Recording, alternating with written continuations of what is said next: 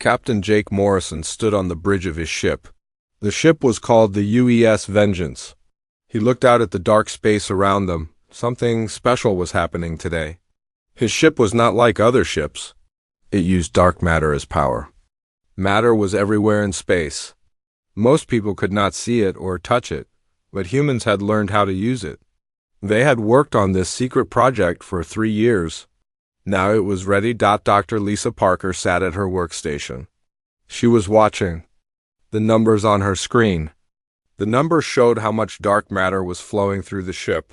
"Everything looks good, Captain," she said. "The dark matter is staying where it should be. We are at 99.7% control." Jake nodded. He felt proud but also nervous. This was the first time anyone had made a ship like this. Other ships in the galaxy used normal fuel. They burned things to make power. But humans had found a way to use the invisible matter that filled all of space. The ship hummed with new energy. Jake could feel it in his bones. The dark matter made the ship feel alive. It was not just a machine anymore. It was something more. On Earth, Admiral Frank Collins watched from his office. He had gray hair and tired eyes. He had been planning for this day for many years. When aliens first came to Earth 15 years ago, they did not think much of humans. They thought humans were just children playing with simple toys. The aliens had formed something called the Galactic Council. This was like a big government. For all the smart species in the galaxy, there were 12 different types of aliens in the council. The most proud ones were called Zephyrians. Their leader was named Crystal. He looked down on humans and thought they were not very smart, Lieutenant. Amy Rodriguez was working at the communication station. She listened to messages coming from other ships. "Captain," she said, "I am getting calls from the Thunder and the Shadow Strike. Both ships are working well too." The Thunder was commanded by Captain Ryan Davis. He was a good friend of Jake's. They had trained together for years. The Shadow Strike had Captain Helen Brooks in charge. She was known for being very brave and smart. "Sir," Amy continued, "Admiral Collins is calling us. He says it is important. The Galactic Council wants to look at our new ships. They know we have built something new." Jake smiled, but it was not a happy smile. It was the smile of someone who knew trouble was coming. The aliens had spies everywhere. They had finally learned about the Human Dark Matter Project. For too long, the aliens had treated humans like babies. They thought humans could not do anything important. That was about to change. The ship's doctor, Ben Carter, walked onto the bridge. He was not just a medical doctor. He was also a scientist who studied dark matter. "Captain," he said, "I have been reading the alien messages. They are scared. They think we are breaking their rules." Jake looked at him. "What rules?" "They have a law that says no one can use dark matter for weapons. They think it is too dangerous. But our ships are not really weapons. They are just powered by dark matter." Dr. Parker looked up from her screen. The aliens tried to use dark matter before, but they could never control it. It always exploded or caused problems. They think it cannot be done safely. Jake walked to the big window at the front of the bridge. He could see stars everywhere. Between those stars was dark matter. Lots of it. More dark matter existed than regular matter. It was like the hidden skeleton of the universe. "The difference is," Jake said slowly, "we do not fight the dark matter, we work with it. We listen to it." Amy got another message. "Captain, the Council is demanding that we come to their big meeting place. They want to see our ships up close. If they do not like what they see, they will make us destroy the ships." Admiral Collins appeared on the main screen. His face looked serious. "Jake, this is what we have been preparing for? The Council thinks they can push us around like they always have. But today, they are going to learn something new about humans." Jake stood up straight.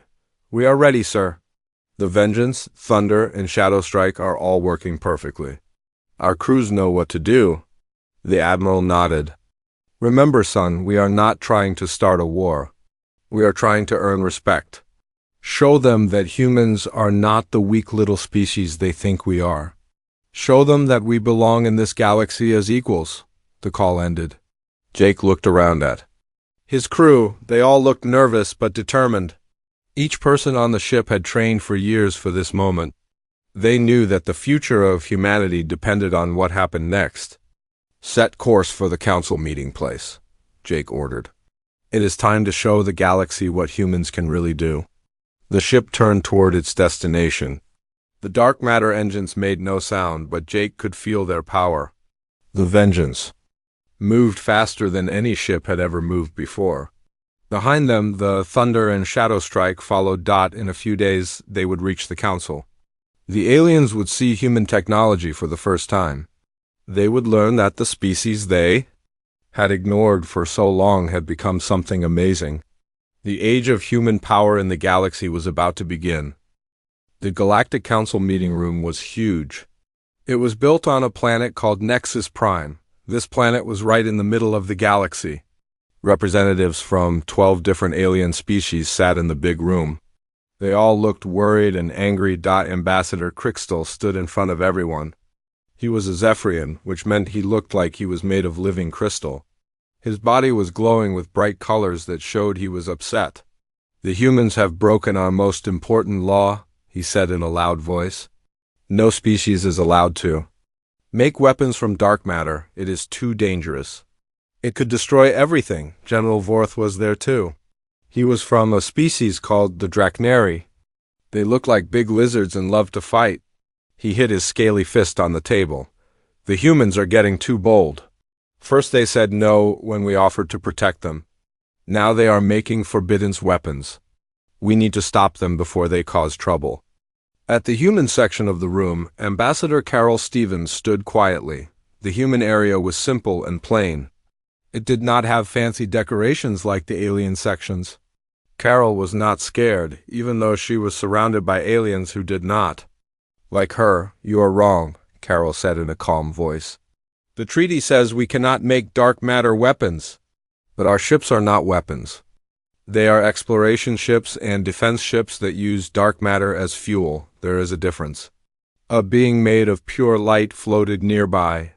This was Luminax from the ethereal species. They were very old and thought they were very wise. "You are just playing with words, human. Dark matter cannot be controlled safely. Your carelessness could kill everyone in the galaxy." The leader of the whole council was High Counselor Zephyrin. He belonged to an ancient species called the Celestial Order. They had ruled the galaxy for thousands of years. He raised his hand for silence. "The humans will show us their technology under controlled conditions. If their dark matter use is dangerous or threatening, they must destroy these ships right away." Carol nodded. "Humanity accepts this challenge. Captain Morrison and his fleet will be here in 3 days." What the council did not know was something very important. Humans had not just learned to use dark matter. They had learned to make friends with it. The secret was not in forcing the dark matter to obey. The secret was in working together with it. Dr. Ben Carter was the smartest human scientist when it came to dark matter. He had spent many years studying old alien records. He found information about species that had tried to use dark matter long ago. Most of them had failed badly. Their planets had been destroyed when the dark matter went out of control, but Ben had discovered something amazing. The key was not in building stronger containers for the dark matter. The key was in the human mind itself. Human thoughts could actually talk to dark matter in a way that other species could not. Back on the human ships, Captain Jake Morrison was preparing for the big test. His crew was nervous but ready. Dr. Lisa Parker was checking all the systems. "One more time. Captain, our dark matter readings are perfect. The connection between our minds and the dark matter is stronger than ever." Captain Ryan Davis called from the Thunder. "Jake, my crew is reporting something strange. When we all focus together, the dark matter seems to get happier. It works better when we work as a team." Captain Helen Brooks spoke from the Shadow Strike. "I am seeing the same thing. It is like the dark matter wants to help us. It responds to our feelings and thoughts." This was the big secret that humans had discovered. Other species tried to control dark matter like it was just fuel, but dark matter was not just fuel, it was almost alive.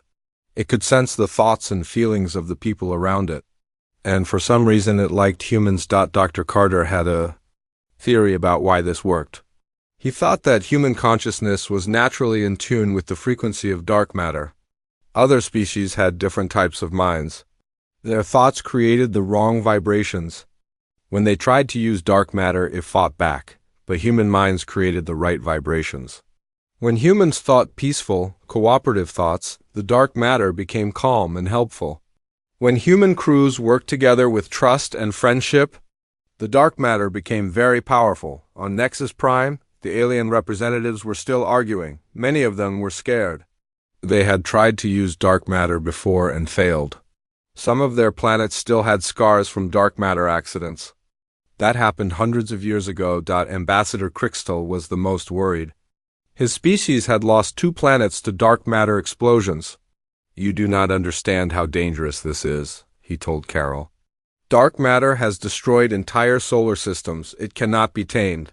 It cannot be controlled.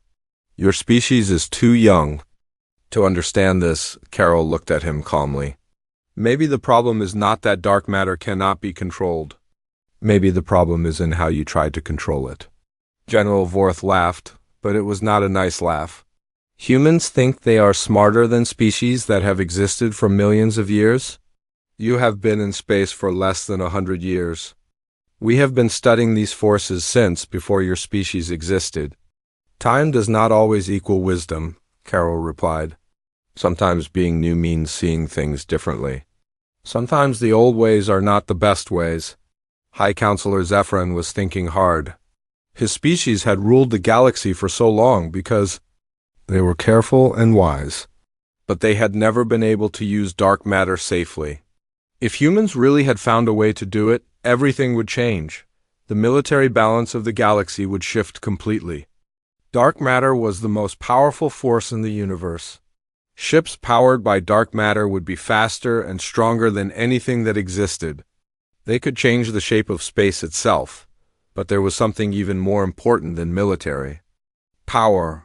If humans could really work with dark matter safely, it meant they understood something about the universe that no other species understood.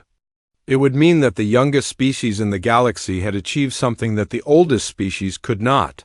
The next 3 days would change everything. Either the humans would prove they could do the impossible, or they would fail spectacularly, and probably die in the process. The galaxy held its breath and waited to see which it would be. The test area near Nexus Prime was filled with alien ships. Every major species in the galaxy had sent observers to watch the human demonstration. Captain Jake Morrison brought his 3 ships into the designated zone. The Vengeance, Thunder, and Shadowstrike moved in perfect formation. The alien ships stayed far away. They were scared that the human ships might explode. Many species had seen dark matter accidents before. Entire fleets had been destroyed when dark matter went out of control. All Council ships stay at least 50,000 kilometers away. Jake broadcast on all communication channels. "We are beginning our demonstration now." Inside the Vengeance, Dr. Lisa Parker watched her instruments carefully. The dark matter core was humming with energy. But it was not a scary hum, it was more like a song. "Captain, all systems are perfect. The dark matter is responding beautifully to our crew's mental patterns." Jake nodded. He could feel the connection between his mind and the dark matter. It was like having a conversation with the universe itself. "Beginning speed test," he announced. The Vengeance suddenly shot forward. It went from standing still to almost the speed of light in just a few seconds. No alien ship could accelerate that fast. Most ships needed several minutes to reach maximum speed. On the observer ships, alarms were going off everywhere. The alien sensors could barely track the human ship. It was moving so fast that it looked like a blur of shadow and light. "Impossible," whispered Ambassador Crystal from his observation ship. His crystal body was flashing with confusion and fear. "No ship can accelerate that quickly without tearing itself apart. The crew should be dead from the force." But Jake and his crew felt fine. The dark matter field around their ship protected them from the crushing acceleration. It was like being wrapped in a blanket of space itself. Captain Ryan Davis took his turn next. The Thunder moved to the center of the test area. Beginning defensive demonstration, he announced. Several automated weapons platforms began firing at his ship. These were the same weapons that could destroy normal battleships, but something amazing happened. Dark matter barriers appeared around the Thunder. The barriers looked like walls made of shadow and starlight. When the weapons hit the barriers, they did not just bounce off. The energy from the weapons was absorbed and converted into more dark matter fuel. The barriers are not just defending, reported Dr. Parker. They are actually feeding on the attack energy. The more someone shoots at the ship, the stronger it becomes. The alien observers could not believe what they were seeing. Defense systems that grew stronger when attacked violated everything they knew about physics and warfare. Captain Helen Brooks piloted the Shadow Strike next. She demonstrated the most incredible ability of all. Her ship began to fade, becoming transparent like a ghost. Then it flew straight through a large asteroid. The ship did not break the asteroid or push it aside. It passed through the solid rock like the rock was not even there.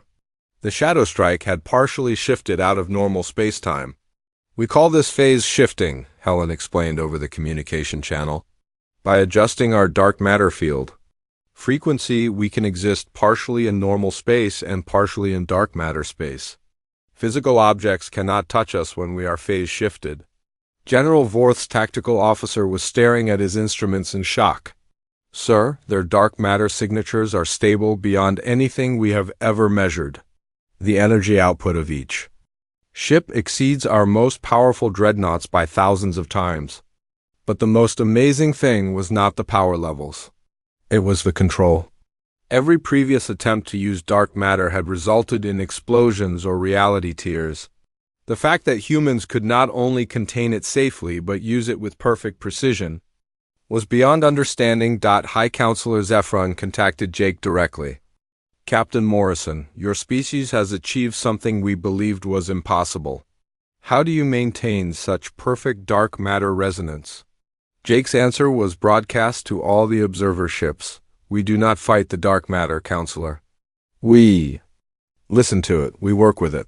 We treat it like a partner, not like a tool. Dr. Ben Carter appeared on the communication channel from Earth. Honored Council members, what you have seen today is only a small sample of our capabilities. Dark matter is not just fuel for us. It is a bridge to understanding how the universe really works. He activated a display that showed dark matter distribution throughout the galaxy. For thousands of years, your civilizations have seen dark matter as dangerous and unpredictable. But humans discovered that consciousness and dark matter are connected. Our minds naturally vibrate at the same frequency as dark matter. Ambassador. Crystal's crystal form dimmed with shock. You are saying that thinking minds can influence the basic structure of space and time. Not just saying it, Dr. Carter replied. Proving it. Our ships do not just use dark matter. We communicate with it. Every human crew member becomes part of a group consciousness that guides the dark matter fields around their ship. Jake added from the Vengeance. Our crews report experiencing a form of cosmic awareness when connected to the dark matter systems. We can sense other ships across vast distances. We can predict enemy movements before they make them. We can feel threats coming from light years away. The military implications were staggering. Traditional weapons and defenses would be useless against ships that could phase through attacks, manipulate space-time, and predict their enemies' actions before those enemies even knew what they were going to do. But the scientific implications were even more important. Luminax, the being made of light, pulsed with excitement. If consciousness can influence dark matter, and dark matter shapes the structure of the universe, then thinking life itself is a fundamental force of creation. Dr. Parker transmitted more data from the Vengeance. We have detected dark matter. Signatures around every inhabited world in the galaxy. Wherever conscious life exists, dark matter behaves differently.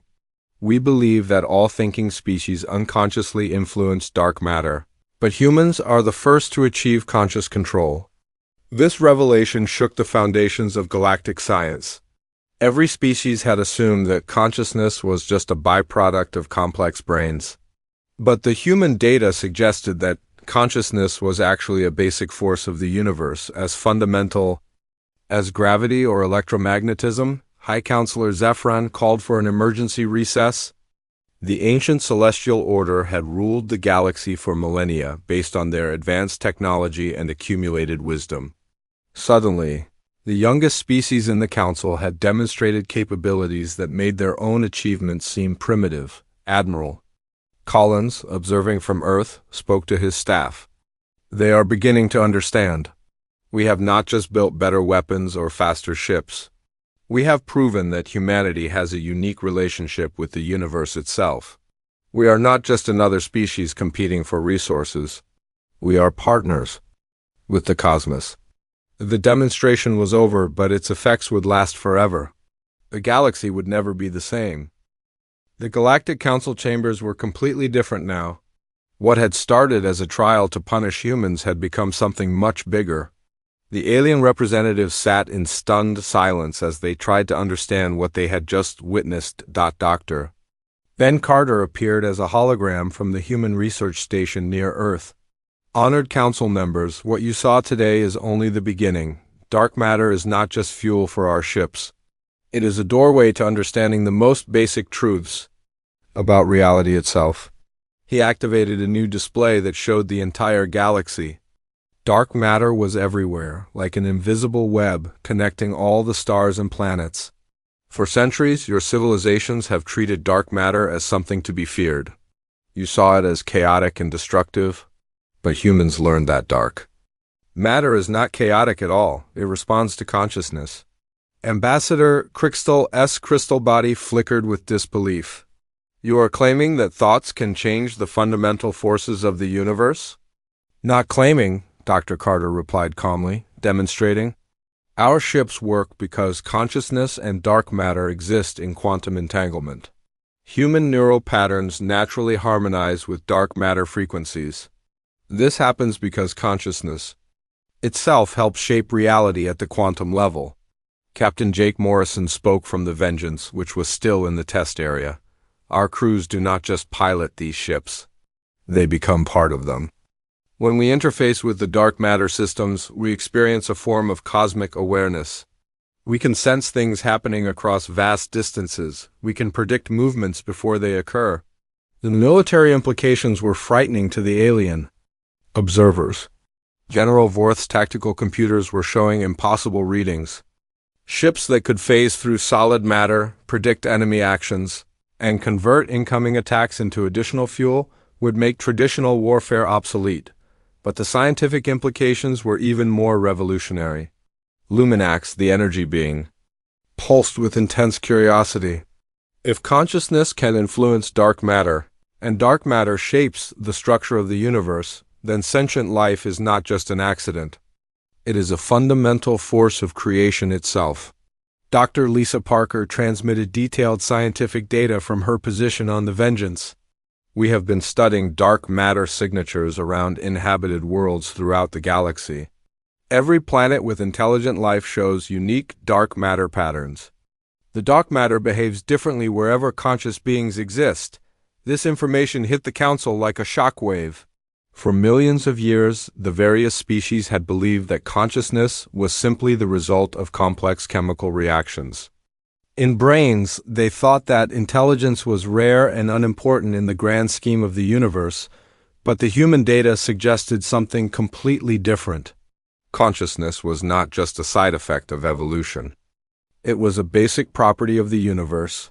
As fundamental as gravity or electromagnetic force, High Counselor Zephyrin struggled to process this information. His species, the Celestial Order, had ruled the galaxy for thousands of years. They had based their authority on being the oldest and most technologically advanced civilization. Now, a species that had only been in space for decades was showing them truths about the universe they had never imagined. How long have you known this? Zephyrin asked. Admiral Collins answered from Earth. We have suspected the connection between consciousness, and dark matter for about 5 years. But we only achieved stable control 18 months ago. The breakthrough came when we stopped trying to dominate the dark matter and started trying to cooperate with it. Dr. Carter continued. The explanation. Every previous attempt at dark matter manipulation failed because the species involved approached it with the wrong mindset. They tried to force dark matter to obey them.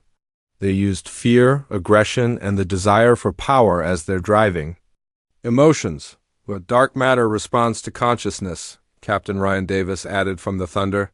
When consciousness is filled with fear and aggression, dark matter becomes unstable. When consciousness is filled with cooperation and harmony, dark matter becomes perfectly controllable. Ambassador Carol Stevens stood up in the human section of the council chambers. This is why our ships work and yours do not. It is not because humans are smarter or more advanced. It is because we approach dark matter with the right attitude. We see it as a partner, not as a tool to be dominated. General Vorth found this concept difficult to accept. His entire species was built around the idea that strength came from domination and control. You are saying that power comes from cooperation? That makes no sense. Captain Helen Brooks responded from the Shadow Strike. General, our dark matter abilities actually increase when multiple human crews work together. When we coordinate our consciousness, our ships become more powerful. Cooperation literally makes us stronger. This was perhaps the most shocking revelation of all. Most civilizations believed that power was a limited resource. If one person had more power, it meant someone else had less.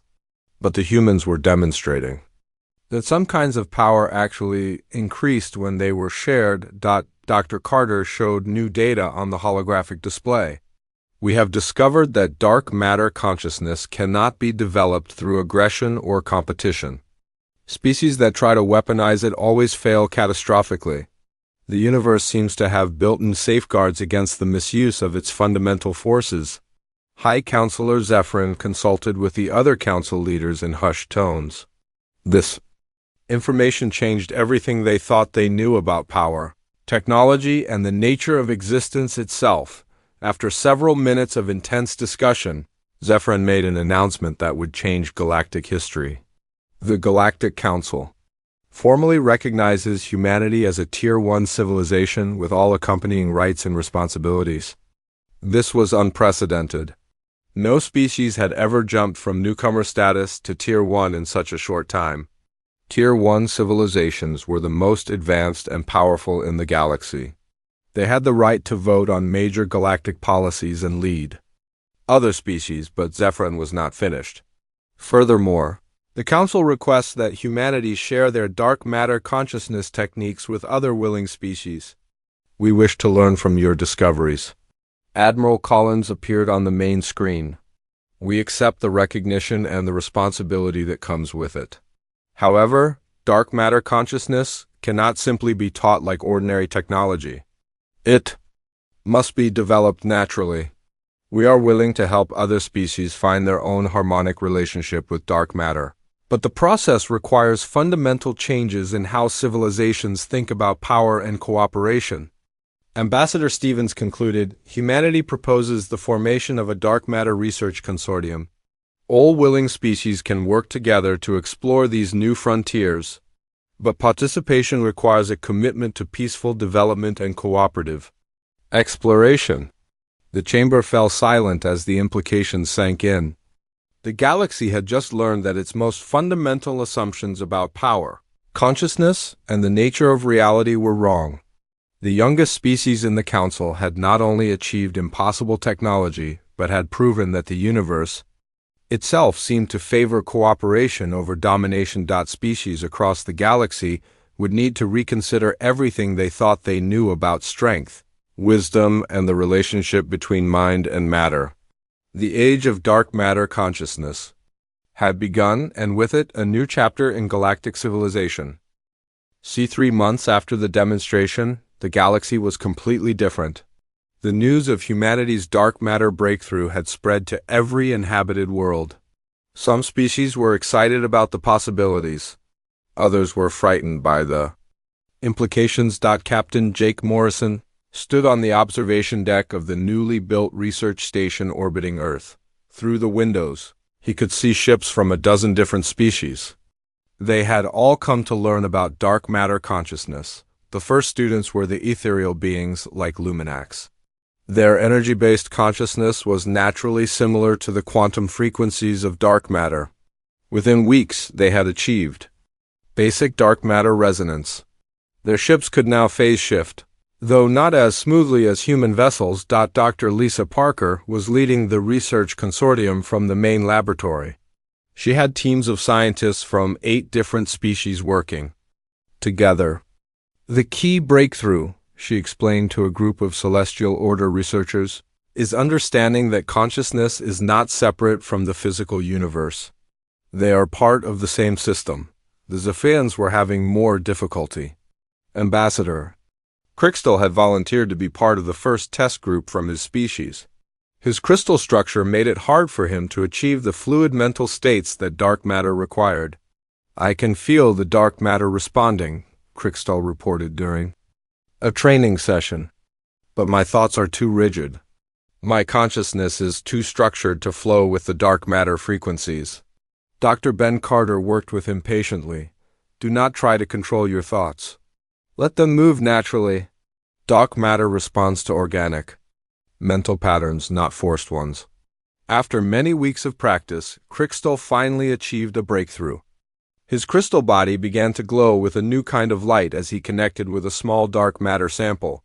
"I understand now," he said with wonder in his voice. "It is not about thinking harder. It is about thinking together with the universe." The military implications of the new technology were creating changes throughout the galaxy. General Vorth had initially opposed the human breakthrough, but now he was one of the most enthusiastic students. His species, the Drachneri, were natural warriors, but they were learning that true strength came from harmony, not aggression.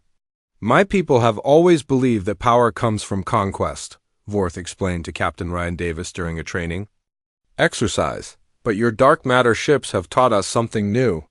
The strongest warriors are those who fight alongside the universe, not against it." The Thunder had been assigned to help train Drachneri crews. Captain Davis found them to be quick learners once they changed their mindset. "The hardest part for them is letting go of the need to dominate," he reported to Admiral Collins. "But once they understand cooperation, their warrior discipline actually helps them maintain focus." Captain Helen Brooks was working with the most difficult group species that had tried and failed to use dark matter in the past. Many of these civilizations had traumatic memories of dark matter accidents. Entire planets had been destroyed when dark matter experiments went wrong. "We are teaching them that their previous failures were not because dark matter is dangerous," Helen explained. "They failed because they approached it with fear and the desire to control. Fear creates the wrong frequency patterns." The research was revealing amazing discoveries about the nature of consciousness itself. Dr. Carter had established laboratories on 15 different worlds, each studying how different types of minds interacted with dark matter. "Every species has a unique consciousness signature," he reported to the Galactic Council. "But all conscious beings can learn to harmonize with dark matter if they approach it correctly. The universe seems to welcome all forms of cooperative consciousness." High Counselor Zephyrin had been personally involved in the research from the beginning. At first, he had been skeptical and worried about human claims. Now he was one of the strongest supporters of the consortium. "The humans have given us more than new technology," he announced to the Council. "They have given us a new understanding of our place in the universe. We are not separate from the cosmos. We are active participants in its creation." The economic implications were also revolutionary. Dark matter ships required almost no fuel in the traditional sense. They powered themselves by working with the natural dark matter that existed everywhere in space. This meant that transportation costs dropped to almost nothing. Trade between distant worlds became much easier and cheaper. Species that had been isolated because of vast distances could now communicate and trade regularly. The galaxy was becoming more connected than ever. But perhaps the most important change was philosophical. For millions of years, galactic civilizations had competed with each other for resources and territory. The discovery of dark matter consciousness was changing this fundamental assumption. Resources are not limited when you work with the universe.